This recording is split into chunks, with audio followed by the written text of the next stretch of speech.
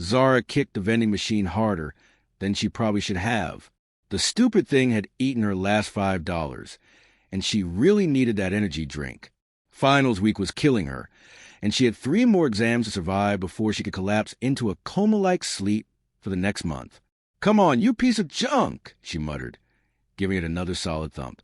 The hallway of Riverside Community College was practically deserted at 11:30 at night. Most sane people were either home sleeping or out partying. But here she was, stuck studying advanced physics in the library until her brain turned to mush.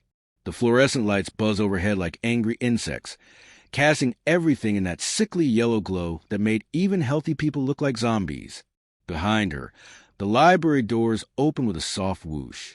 Zara glanced back, expecting to see another caffeine-dependent student or maybe Harold, the night security guard. Instead, she saw something that made her brain do a complete system reboot. The thing walking toward her was tall, really tall, like basketball player tall, but wrong in every possible way. Its skin had this weird blue-gray tint that reminded her of meat that had been sitting in the fridge too long. Its arms were too long, hanging down past where normal knees should be. And its head, Jesus. Its head looked like someone had taken a human skull and stretched it through a pasta machine.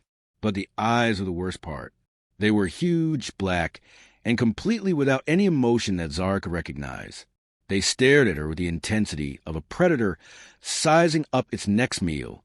"Holy crap," Zara whispered, taking a step back toward the vending machine.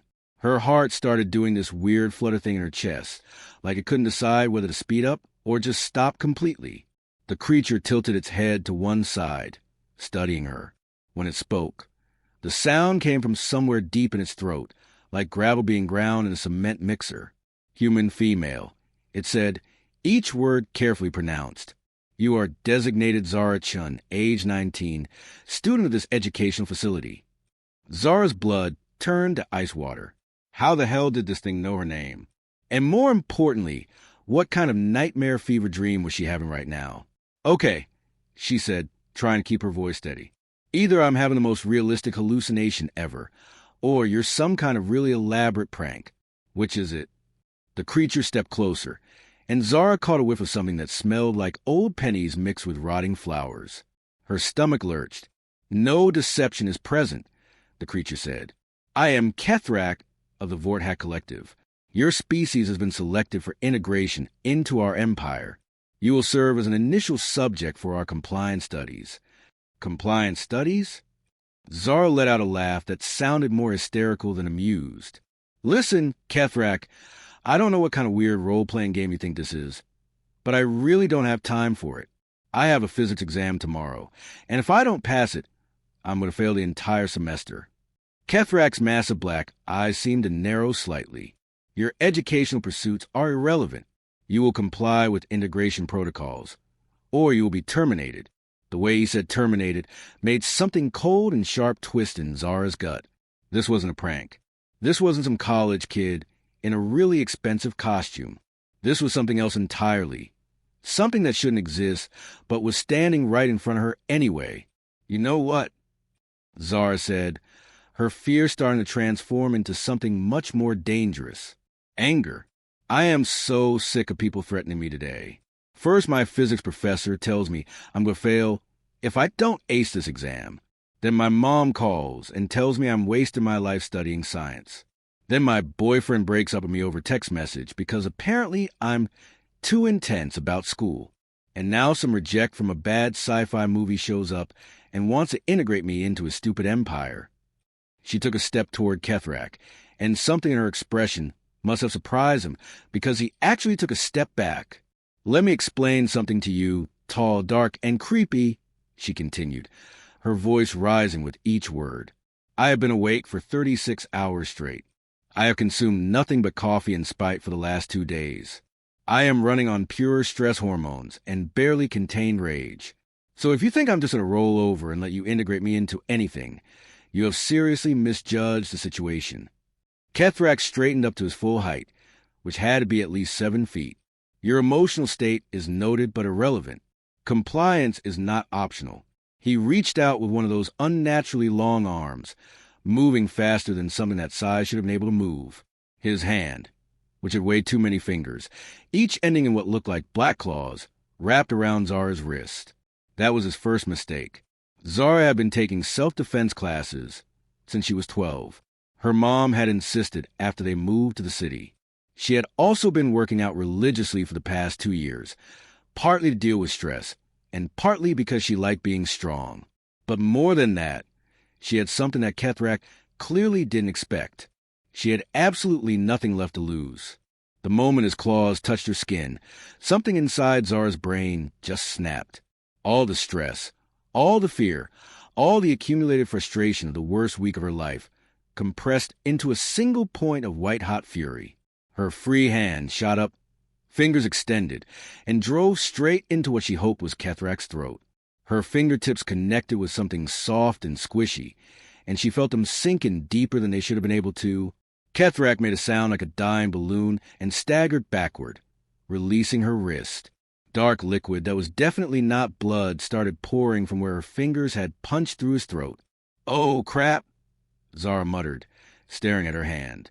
Her fingers were covered in the same dark liquid, which had the consistency of motor oil but smelled like sulfur.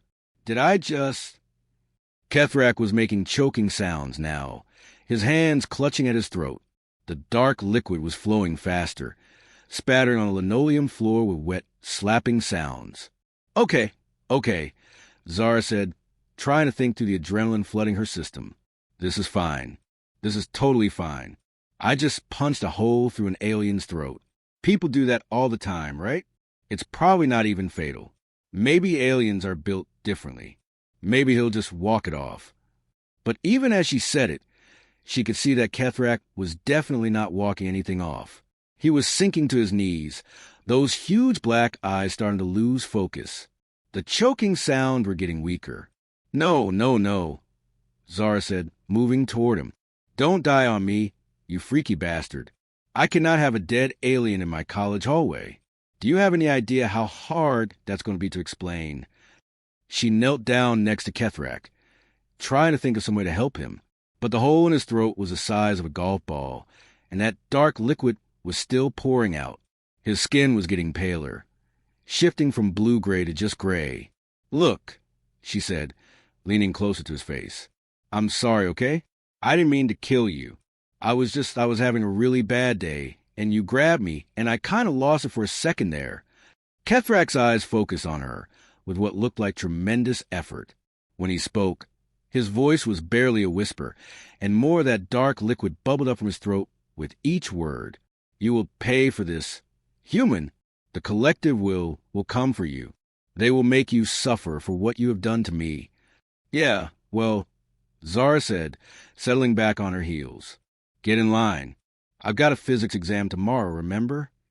Kethrak tried to say something else, but only a gurgling sound came out. Then his eyes rolled back in his head, and he toppled forward onto the linoleum with a wet thud. Zara stared at the alien's body for a long moment, waiting for him to move, to breathe, to do anything that would indicate he wasn't completely dead. But he just lay there in a growing pool of dark liquid, as motionless as a discarded Halloween decoration. "Well," she said to the empty hallway, "this is just perfect." She looked around, half expecting to see other students or security guards rushing toward the sound of commotion. But the hallway was still empty, the library doors still closed. The only sound was a buzz of the fluorescent lights and the faint hum of the vending machine that had started this whole mess. Zara's hands were shaking now as the adrenaline started to wear off. She wiped Kethrak's blood, or whatever that dark stuff was, on her jeans and tried to think. She had just killed someone. Something. Whatever Kethrak had been, he was dead now, and it was her fault. But he had threatened her first, right? He had grabbed her, talked about terminating her, about compliance studies. That sounded pretty bad. Maybe she had been defending herself. Maybe this was justified. Or maybe she had just murdered the first alien to make contact with Earth because she was having a bad day and needed someone to take it out on. "This is so screwed up," she muttered, running her hands through her hair. She was getting more of that dark liquid in her hair, but she couldn't bring herself to care. She needed to call someone. The police? The FBI? Who exactly did you call when you accidentally killed an alien in your college hallway? But before she could figure out the answer to that question, she heard something that made her blood freeze all over again. Footsteps, coming from the direction of the main entrance. Slow, deliberate footsteps that sounded way too heavy to belong to a human. Zara slowly turned toward the sound, and her heart stopped completely. There were 3 more of them. 3 more creatures, just like Kethrak, walking down the hallway toward her. They moved in perfect synchronization, their unnaturally long arms swaying at their sides, their huge black eyes fixed directly on her. The one in the middle stopped about 10 feet away from Kethrak's body. He looked down at his fallen colleague, then back up at Zara. When he spoke, his voice was exactly like Kethrak's, that same grinding gravel sound. "Human female Zara Chen," he said. "You have terminated Kethrak of the Vorthak Collective. This action requires immediate response." Zara looked down at her hands, still stained with alien blood, then back up at the 3 creatures standing between her and the exit. "Yeah," she said, surprised by how calm her voice sounded. "I guess it does." The 3 aliens stood there like the world's most terrifying boy band, all matching outfits and synchronized movements. Zara had about 2 seconds to appreciate the absurdity of the situation before her brain kicked back into survival mode. "Okay," she said, backing toward the vending machine again. "Let me guess. You guys are here for revenge? Because honestly, I'm really not in the mood for round 2 right now." The middle alien, who seemed to be the leader, tilted his head in that same creepy way Kethrak had done. "I am Vorthak Prime. Kethrak was my subordinate. His termination requires blood compensation according to collective law." "Blood compensation?" Zara let out a snort of laughter. "What is this, the Middle Ages? Can't we just settle this with money? I've got like $3 in my wallet and a couple of credit cards." "Your primitive currency has no value to the collective," Vorthak Prime said. "Only blood can balance the scales of justice." "Right," Zara said, glancing around the hallway for anything she could use as a weapon. The fire extinguisher was too far away. The chairs outside the library were cheap plastic that would probably just break if she tried to hit someone with them. But there was something else, something that gave her an idea so crazy it might actually work. "So let me get this straight," she said, still backing up slowly. "You guys traveled across however many light years of space just to avenge 1 dead alien? That seems like a huge waste of resources." "Kethrak was valued at 7,000 standard units," Vorthak Prime replied. "His genetic material alone was worth more than your entire educational facility." "Wow," Zara said, reaching behind her to feel for the vending machine's power cord. 7,000 units. That's actually kind of insulting. I mean, I killed him with my bare hands. Doesn't that make me worth at least 8,000 units? The alien on the left, who had been silent up until now, spoke up. "Human arrogance is noted in our records. Your species consistently overestimates its own capabilities." "Overestimate." Zara found the power cord and started working it loose from the wall socket. "Dude, your buddy tried to grab me, and I put my hand through his throat without even trying. If anything, I think I've been underestimating myself." "Kethrak was caught unprepared by your primitive violence," Vorthak Prime said. "We will not make the same error." All 3 aliens started moving toward her at once, their movements still perfectly synchronized. They spread out slightly, trying to cut off her escape routes. Their claws extended from their fingertips with wet clicking sounds. "You know what the funny thing is?" Zara said, yanking the power cord free from the wall. "The vending machine shut off with a mechanical sigh. I actually wanted to be an astronomer when I was a kid. I used to dream about meeting aliens. I thought it would be this amazing moment of interspecies communication and understanding." She whipped the power cord toward Vorthak Prime's face. The heavy plug caught him right between those huge black eyes with a satisfying crack. He stumbled backward, making a sound like an angry cat. "Instead," Zara continued, already moving toward the fire extinguisher, "I'd get stuck with you assholes." The alien on the right lunged toward her, moving with that same unnatural speed Kethrak had shown.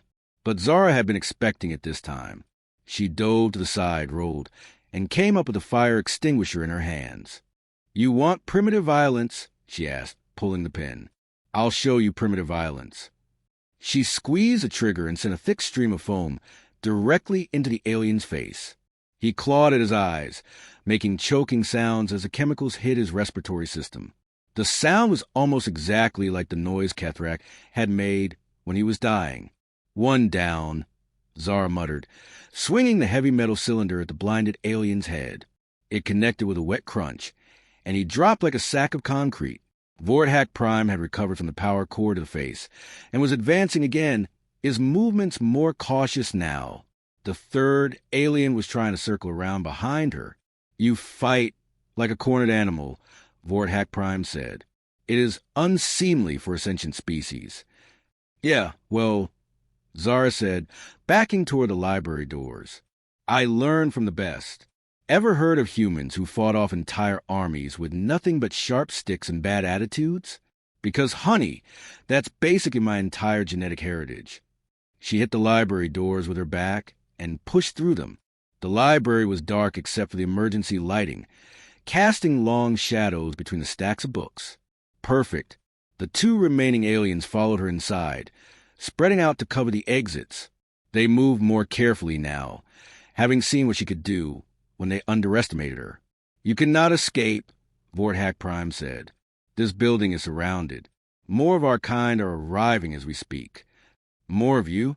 Zara ducked behind a row of chemistry textbooks.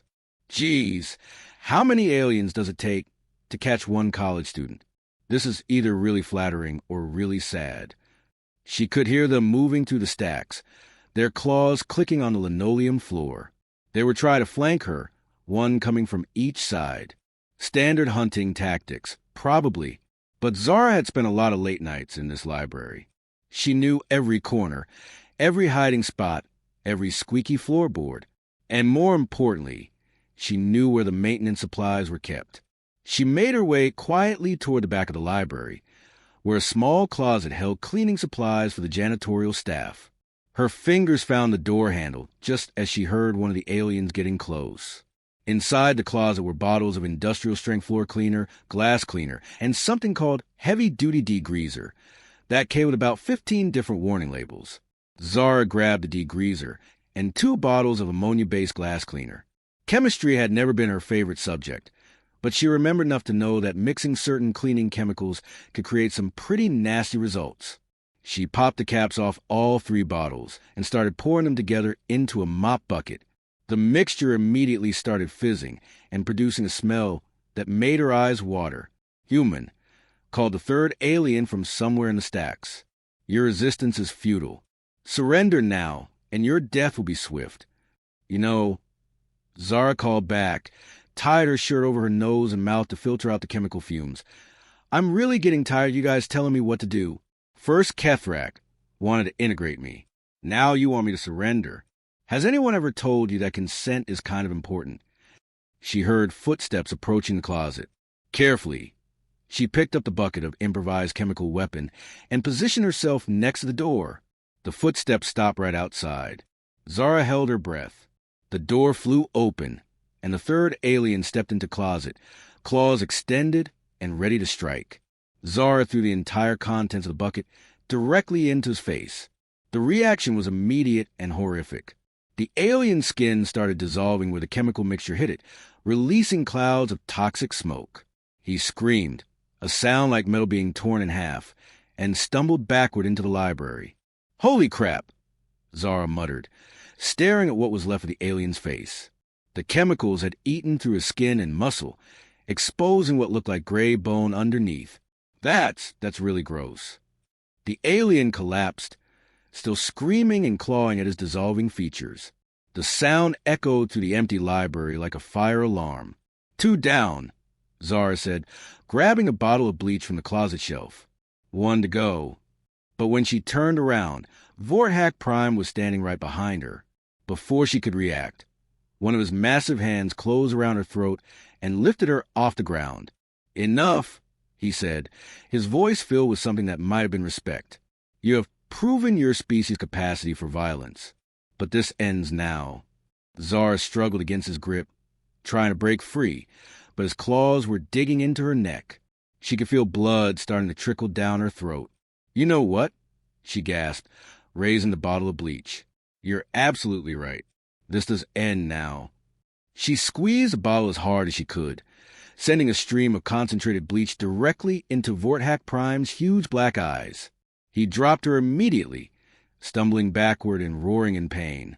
The bleach was eating away at his eyes, turning them from black to a cloudy gray. Zara hit the ground hard, but rolled to her feet quickly.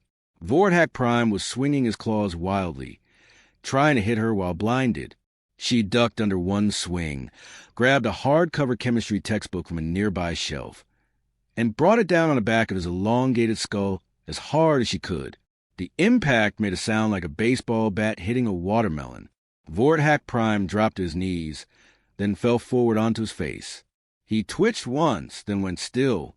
Zara stood there in the wreckage of the library, breathing hard and covered in various alien fluids and cleaning chemicals. 3 dead aliens lay around her, and the air was thick with toxic fumes from her improvised chemical weapons. "Well," she said to the empty library, "that was educational." She walked back toward the entrance, stepping carefully around the dissolving remains of alien number 3.